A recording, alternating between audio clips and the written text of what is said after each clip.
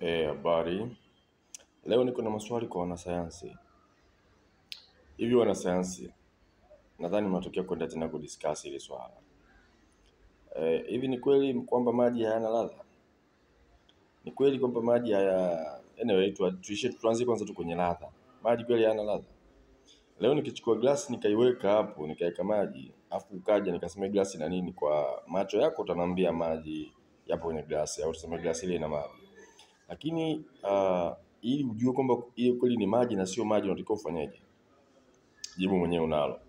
Utaenda utaonja. Unapoonja unatafuta nini? Si ni ladha? Alafu tunajua kiungo ambacho kinadili na ladha ni ulimi.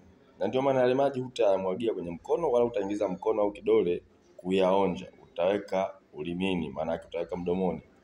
Tafsiri yake ni kwamba yale maji yana ladha. Mimi nafikiri sasa mrudi maabara au mrudi kwenye discussion zenu wana sayansi, hasa wa kemia. Mwende mkajadili, mtupe jina la ladha ya maji. Na kama mkilikosa basi mimi nakupeni jibu leo. Mwache tu kwamba tuseme tu ladha ya maji au water test. Yes, na ndio maana kuna baadhi ya vinywaji mtu akinywa, hata chai, kwa mfano chai mtu akiwa hajaweka sukari utasikia hii chai maji. It's like mnabaki na ile test kwamba kumbe ipo test ya maji. Ipo ladha ya maji. So mwende mkadiscuss.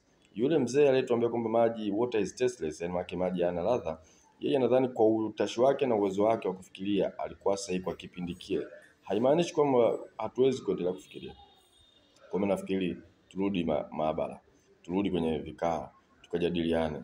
Maji yana ladha. Yaani maji yana ladha kabisa, ila tu ndo yule jamaa hakutupa jibu. Na hii ni kwa sababu mara nyingi tunaishia kwa kubaki na majibu ya kwenye vitabu. Tutoke nje ya vitabu. Tukatafuta